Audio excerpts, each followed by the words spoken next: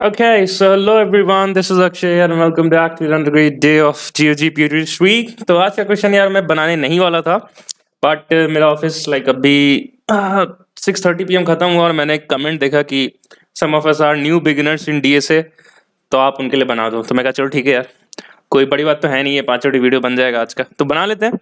So thank you यार लिखने के लिए। मुझे भी अच्छा लगा कि आप वीडियोस देख रहे हो और जहाँ जहाँ जरूरत पड़ रही है आप उसे एज अ फीडबैक लिख रहे हो, तो ग्रेट। देखते हैं आज के क्वेश्चन को। So we have n cross m matrix composed of zeros and ones, ठीक है। तो हमें करना क्या है इसमें यार कि we need to find count of all ones in the matrix. Condition ये है उस वन के, लेट्स से ये वन है राइट, तो इसके 8 नेबर्स आप देख सकते हो, up right left down, diagonal left, diagonal right, diagonal top and diagonal bottom, है ना। मेरे साइंस और जो मैंने बोला वो डिफरेंट था, बट आप समझ गए 8 नेबर्स है राइट। आपको देखना है उन 8 नेबर्स में कितने नेबर्स जीरो हैं, उस जीरो का काउंट निकालना है। काउंट निकालने के बाद अगर पता चला कि वो जीरो का काउंट अगर इवन है तो फॉर दिस पर्टिकुलर वन वो हमारा आंसर होगा। ऐसे सारे वन का काउंट निकालना है आपको, ठीक है। तो मैं इसको ड्राई रन पे ले चलता हूँ यार, बट थोड़ा सा इनपुट आउटपुट देख लेते हैं, उसके बाद आगे बढ़ते हैं। ओके ओके, तो ये मेरा प्रीवियस डे का एक्सप्लेनेशन है, let me just rub it. ठीक है यार, तो ये रहा हमारे पास इनपुट मैट्रिक्स और इसका आउटपुट हमारे पास 1 दे रखा है राइट। तो हमें बस क्या करना है, इनके 8 नेबर्स पे हमें ट्रैवर्स करना है, count of zero count of 1 को लिख लेते हैं, ठीक है। अगर मैं इस नेबर पे हूँ तो मैं क्या लिखूं, काउंट ऑफ जीरो क्या होगा इस नेबर के लिए, इसके नेबर्स में राइट। तो मैं देख सकता हूं कि ये एक नेबर है इसका जीरो, जो एक जीरो नेबर है राइट। तो काउंट ऑफ जीरो इसके पास हो गया 1 राइट।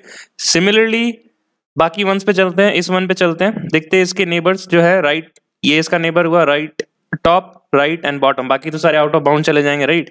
तो number of neighbours which has the value as zero, इसके लिए भी 1 हुआ, करेक्ट। अब इस वन के लिए देखते हैं, अब इसके लिए इसका नेबर्स क्या होगा, ये सारे इसके नेबर्स होंगे, मैं इसके लिए मार्क कर देता हूँ, ये सारे इसके नेबर्स होंगे। तो कुल मिला कितने नेबर्स हैं, 9 नेबर्स है, हर एक रो में इसका 3 नेबर है। काउंट ऑफ जीरो देखो यहाँ पे क्या है, 0 1 2 3 4 एंड 5, तो यहाँ पे इसका 5, ठीक है ठीक है। अब सिमिलरली एक लास्ट वन बचा, इसका देख लेते हैं, इसका काउंट क्या है, काउंट ऑफ जीरोस कितने हैं। तो इसके लिए नेबर कौन सा हो गया, ये हो गया, एंड देन ये हो गया, एंड देन ये हो गया राइट। तो इसका काउंट ऑफ जीरो कितना हो गया, 3।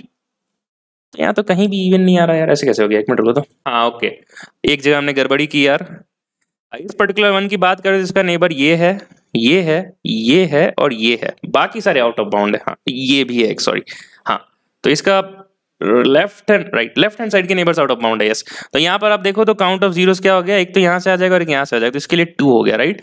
तो अगर आप देखो तो ये ही सिर्फ एक ऐसा वन है जिसका count of neighbours which has value 0 even है right. So that is why हमारे पास आंसर 1 है। अगर ऐसे और वंस होते हैं तो उसके लिए हमारा काउंटर एक होता जो इंक्रीमेंट होता जाता राइट। ठीक है, तो हमें बस सिंपल मैट्रिक्स ट्रैवर्सल करना है यार। हर एक सेल के लिए उस सेल का वैल्यू 1 होना चाहिए, उसके सारे नेबर्स पे इटरेट करो, ट्रैक करो कि कौन से नेबर्स का वैल्यू 0 है। अगर उस ऑल नेबर्स हैविंग वैल्यू 0 अगर वो इवन आता है तो वो 1 तुम्हारा आंसर है, ठीक है। तो अब इसमें ट्रैवर्स कैसे करें यार, देखो एक तो 2 नेस्टेड फॉर लूप के अंदर 8 इफ लिख सकते हो, that is one way right. और इसकी टाइम कॉम्प्लेक्सिटी क्या हो जाएगी, n cross m, since visiting each and every element, और हर एक एलिमेंट के लिए हम 8 टाइम्स और घूम रहे हैं, सॉरी 9 टाइम्स और right. But ignoring the constants की टाइम कॉम्प्लेक्सिटी क्या हो जाएगी, n क्रॉस m, करेक्ट। और इसकी स्पेस कॉम्प्लेक्सिटी क्या हो जाएगी, O of 1, since we are not using additional data structures. लिखने का तरीका हो सकता है 2 तरीके हो सकते हैं यार इसके। 2 नेस्टेड फॉर लूप चला लो, उसके अंदर 8 इफ स्टेटमेंट डाल लो और 9 if statement right, in nested for loop. एक और तरीका ये है कि देखो हमने जब भी बीएफए से क्वेश्चन सॉल्व किए थे राइट, जब नाइट्स इन गीकलैंड वाले जितने भी क्वेश्चन थे, जो नाइट 8 मूव्स ले सकता है, नाइट मींस घोड़ा, चेस का घोड़ा राइट। हम जब बीएफए से क्वेश्चन कॉल करते हैं तो उसमें भी हमें नेबर्स ही विजिट करना था राइट। इफ यू रिमेंबर तो हमने डीएक्स और डीवाई का एरे बना लेते थे यार, लिखने के लिए आसान हो जाता था। 8 इफ लिखने से अच्छा, थोड़ा सा देखने से अच्छा लगता है, लगता है कि हाँ भाई कोई कोडर कोड कर रहा है मजाक कर रहा हूँ। ये दूसरा तरीका आप लिखने के लिए इस तरह लिख सकते हो राइट। तो dx मैं इस मेथड से प्रेफर करता हूं, आप इस तरह से कोड कर सकते हो। तो dx और dy के एक बार लॉजिक देख लेते हैं यार, इसमें भैया क्या स्टोर करने वाले हो राइट। तो लेट्स से हमारे पास यार एक i, j का पॉइंट है राइट, इसके 9 नेबर है राइट। अगर मैं इधर जाऊं राइट तो रो रिमेन सेम बट कॉलम में 1 प्लस हो जाता है। अगर मैं ऊपर जाऊं तो रो एक ऊपर चला जाता है, कॉलम रिमेन सेम। सिमिलरली मैं इस तरफ जाऊं तो i row remain same, column पीछे हो जाता है। अगर इधर जाऊं तो i+1 and j same, correct. Similarly इनके लिए भी नोट कर लेते हैं। तो मैं डायगनली अप की तरफ जा रहा हूँ, राइट, तो मैं एक रो पीछे गया, सो i -1 एंड j +1।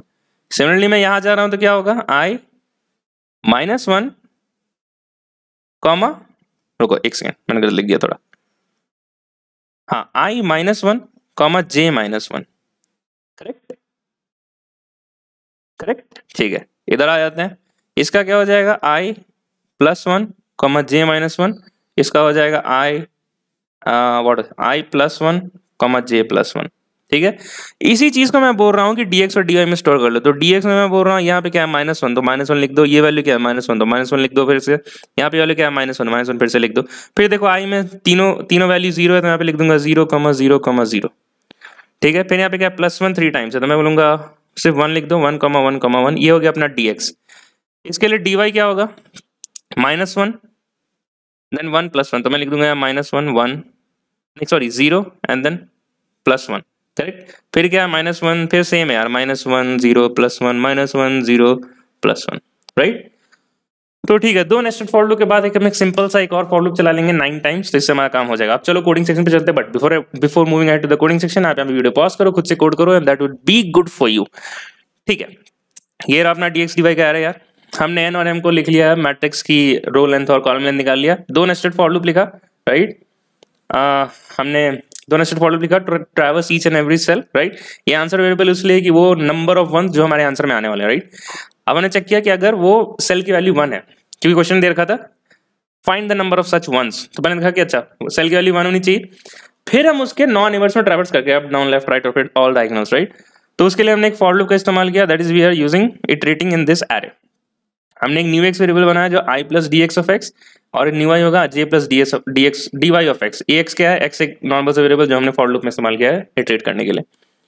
अब हम चेक कर लें कि वो जो पर्टिकुलर नेबर पे तुम जा रहे हो वो आउटबाउंड है या इनबाउंड है। अगर मैट्रिक्स से बाहर चले जा रहे हो तो कोई मतलब नहीं बनता चेक करने का।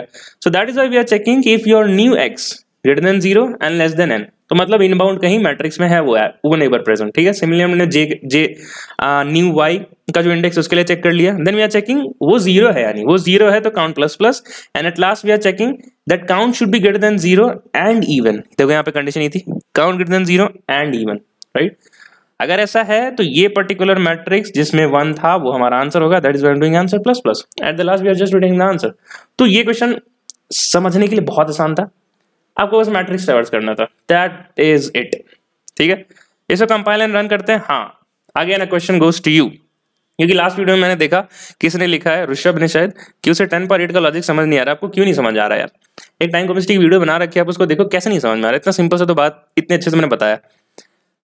देखो अब तो क्वेश्चन गोज टू यू कि ये सोल्यूशन सबमिट होगा कि नहीं। सबमिशन दबाने से पहले मेरे को इसका खुद के कंपाइलर में सबमिट दबाने से पहले मेरे को आंसर देना, ठीक है, सबमिट दबाने के बाद नहीं, राइट। तो हमने जो टाइम कॉम्प्लेक्सिटी यूज की है वो है क्या, n क्रॉस m। देखो मैं एक बार लिखता हूं, एक बार फिर से मैं आप छोटे में समझाने की कोशिश करता हूं। हमने जो यूज किया time complexity n cross m है, राइट। अब n और m का कंस्ट्रेंट दिया वाला था हर एक क्वेश्चन में, तो n और m देखो इसका क्या है, 1 से 10^3, मतलब 10^3 is the maximum value of n and m। तो कुछ नहीं करना, यहाँ पे तुम उसको रिप्लेस कर दो, 10^3 इंटू 10^3, इसका वैल्यू क्या होता है 10^6। बस इतना ध्यान रखो कि कोई भी कोड को सबमिट होने के लिए you have to use less than 10^8 iterations. तो ये इसमें कंपेयर कर लो, ये 10^8 से छोटा है, डेफिनेटली छोटा है। तो हमने जो कोड लिखा अगर वो सही है लॉजिकली, राइट, तो उसे टीएलई का प्रॉब्लम तो नहीं होने वाला, टीएलई का प्रॉब्लम नहीं होने वाला, राइट। तो ठीक है, और हमने जो लिखा हमें पता है वो सही है, तो अब हम यहाँ पे सबमिट बटन हिट करते हैं और ये डेफिनेटली सबमिट हो जाएगा। आई होप ऋषभ आपको ये बात समझ में आ गई होगी वापस से। एंड इसका थोड़ा डीप एनालिसिस के लिए कि how to find algorithm of any problem of standard problems using the constraint, उसके लिए मैंने वीडियो बना रखी है, अभी ऊपर आ भी रहा होगा, आप उसको देखो to gain some extra knowledge, right. तो इस वीडियो को यहीं एंड करते हैं और C++ कोड एक बार देख लेते हैं यार। C++ कोड भी मैंने पहले से लिख रखा है, सो यही C++ कोड है। Let me just hit the submit button and do not worry for the source codes. It will be available to you in my DSA repository. I'll mention the link in the description. Till then guys, keep learning, keep growing, bye bye and take care. मिलते हैं कल के Pewter Street के day 298 में, I guess, right? So once we have completed our day 365, we will be starting something new, right? तो उतना के लिए वेट करना पड़ेगा, I cannot reveal that. ठीक है, मिलते हैं कल, bye bye.